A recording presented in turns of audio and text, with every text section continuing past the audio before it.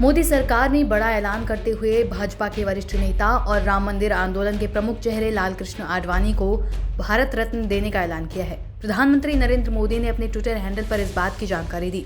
बता दें कि पूर्व उप प्रधानमंत्री लालकृष्ण आडवाणी राम मंदिर आंदोलन के प्रमुख चेहरों में से एक थे। आंदोलन को गति देने का श्रेय उन्हीं को जाता है। ऐसे में मोदी सरकार का ये फैसला उन्हें आंदोलन के तोहफे के तौर पर देखा जा रहा है। प्रधानमंत्री नरेंद्र मोदी ने अपने सोशल मीडिया हैंडल एक्स पर कहा, श्री एल के आडवाणी को भारत रत्न से सम्मानित किया जाएगा।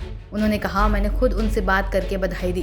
भारत के विकास में उनका योगदान बहुमूल्य है। उन्होंने देश में जमीन पर काम करके सेवा की और देश के उप प्रधानमंत्री बने। उन्होंने गृह मंत्री और सूचना प्रसारण मंत्री के तौर पर भी देश की सेवा की। उनका संसदीय योगदान हमेशा याद किया जाएगा। पीएम मोदी ने कहा, आडवाणी जी ने दशकों तक देश के लोगों की सेवा की। एकता, पारदर्शिता और राजनीतिक नैतिकता के मामले में उन्होंने उदाहरण प्रस्तुत किए। उन्हें भारत रत्न दिया जाना एक भावुक पल है। मैं अपने आप को सौभाग्यशाली मानता हूँ कि मुझे सानिध्य में काम करने का मौका मिला।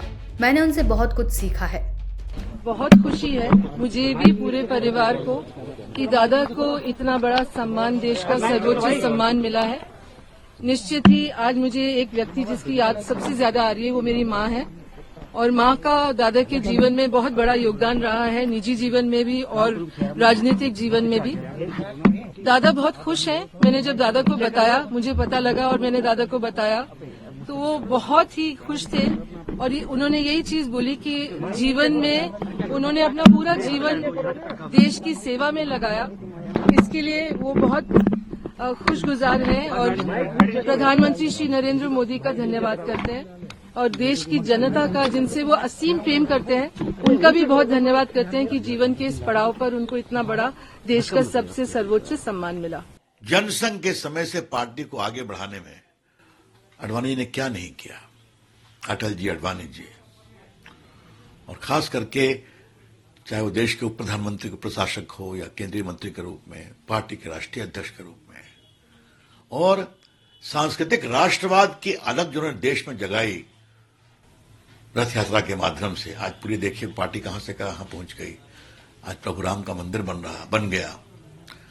तो आडवाणी जी का योगदान देश की राजनीति, राष्ट्रनीति, पार्टी की विचारधारा को गांव तक पहुंचाने में अभूतपूर्व है। इसलिए हम सबों के लिए बहुत ही सौभाग्य की बात है। और देखिए उनका हृदय, 95 में उन्होंने स्वयं कहा कि अब अटल जी भारत के प्रधानमंत्री बने। याद है ना, जब जैन हवाला कांड को फंसाया गया, कहा जब तक मैं निर्दोष साबित नहीं होऊंगा मैं लोकसभा इलेक्शन नहीं लड़ूंगा। तो ये सब जो उन्होंने शुचिता, ईमानदारी का पैमाना रखा, बहुत बड़ी बात है।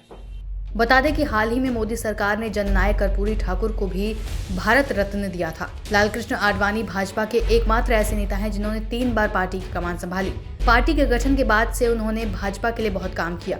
वो 3 बार भाजपा के अध्यक्ष बने। लगभग 50 साल तक वो राजनीति में रहे और अटल बिहारी वाजपेयी के साथ नंबर 2 की हैसियत पर बने रहे। राम मंदिर के लिए रथ यात्रा करने के बाद उनकी पहचान हिंदू हृदय सम्राट के रूप में बनी। 1996 में सरकार बनने के बाद ऐसा माना जा रहा था कि वे प्रधानमंत्री बन सकते हैं। हालांकि उन्होंने अटल बिहारी वाजपेयी के नाम को सहर्ष स्वीकार किया।